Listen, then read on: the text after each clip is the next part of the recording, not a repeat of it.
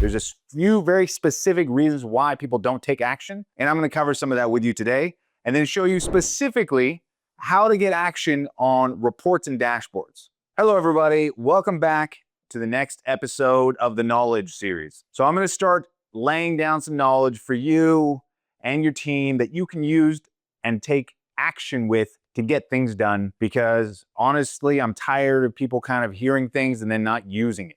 Because there's some key reasons why people never do it or they struggle.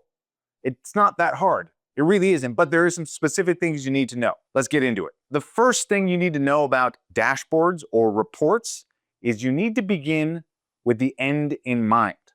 What do you want to know? What is the output? What is the final output that you're after in terms of the actual report or the dashboard?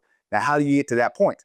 So there's a few key datums that you need to have here. Now, I'm going to put them up on the screen so you can see it. So first, we need to give the widget or the graph a title. In this case, I'm going to give the example of a contact rate. Step 1, contact rate. Step 2, list the objective. What is the purpose of this specific widget or graph? So in this case, the purpose of the contact rate widget is specifically to measure how many leads received actually got contacted. Pretty simple.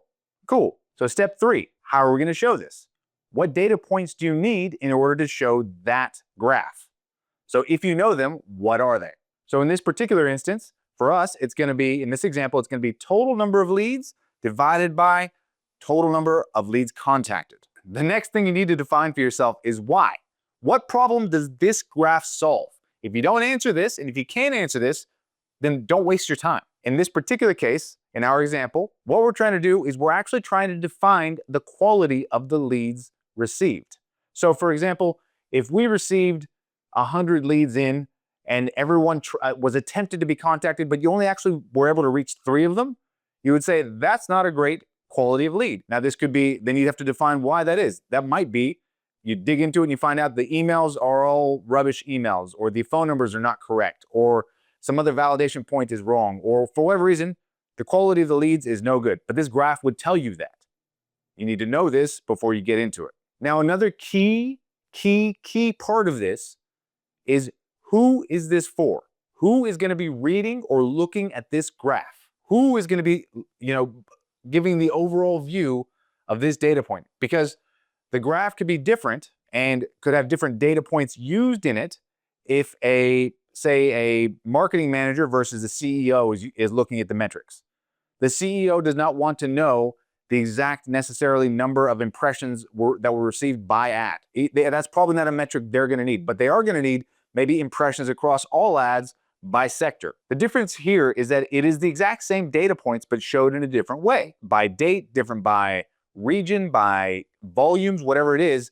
The same, two different people don't look at the same data necessarily. They might, but in a lot of cases they don't. If you're working on an assembly line, you don't really care about the people on the other side of the factory that are doing something entirely different. It doesn't have anything to do with you and your production. You don't want to see that. But the manager over the production floor in a factory, he cares. The graphs he sees needs to incorporate all the data points that are relevant to him. So you have to ask yourself, before you make one of these, you have to go, well, who's reading it? Is this for me? Is it for somebody above me? Is it for somebody below me on the organizational chart? It matters. In this example, we're probably talking about a sales manager, somebody who actually cares about the quality of the leads that are coming in, not necessarily the individual salesperson. He's probably going to care on an individual basis, but a sales manager is the one that does something about that. He might be working with a marketing manager to go, hey, we're attracting the wrong kinds of leads. Or, hey, we need to actually get better verification on these sales qualified leads because they're not actually sales qualified leads. Make sense?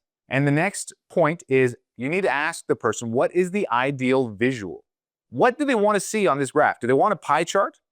Right? Is that helpful to them? Do they want to see a line chart? Do they want to see a bar graph, or do they want to see something else, something to indicate the data? Do they need it in a Venn diagram? Right? All these things are possible. The question is, which one is going to visually give them the data they need at a glance? Because that's what you want. The purpose of these stats is to go, oh, I can quickly see what's going on there, and that gives me more data to either make a decision or to go investigate. The data I've got, I'm like, great, that's fantastic. I need to do more of whatever that is right there and promote that. Or you go, oh, that's a bad graph. I need to actually go investigate what's going on there, pull the string. All right? It indicates something, some point of action, decisions can be made, right? But if it's the wrong visual, it doesn't help. If you get a pie chart that tells you how many sales were made last week and you go, well, that's not really, that doesn't give me a comparison, does it? It doesn't tell me if I want to know if I'm up or down. A pie chart's not going to help. But a line chart, a line graph might, or a bar chart. It says this week you're at 3,000, the last week you're at 2,000. Now, the next key point here on the reporting, all those questions that you just answered are for one graph. You need to get those questions answered for every graph that you're creating. Why?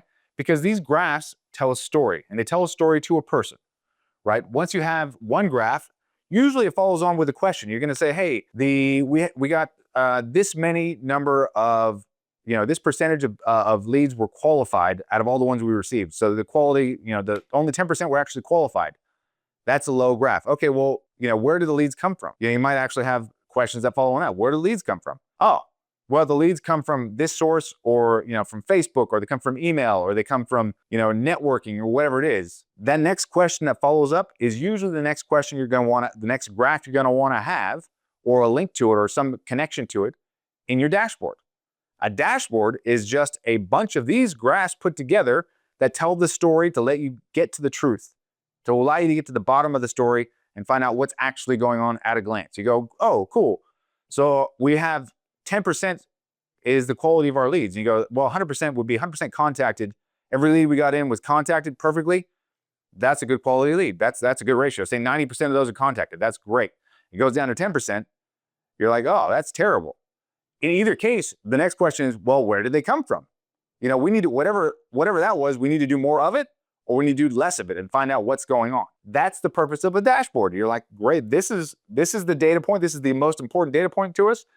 Now, how do we do more of that or less of that? Or how do we fix that or remedy it? Now, how do I get down to the truth immediately? That's a dashboard. That's this graph followed by this graph, which followed by this graph and this graph, or this list of data and this graph and this list of data, whatever it might be, so you can trace it down to making decisions and taking action. That's the point. Make a decision, take action.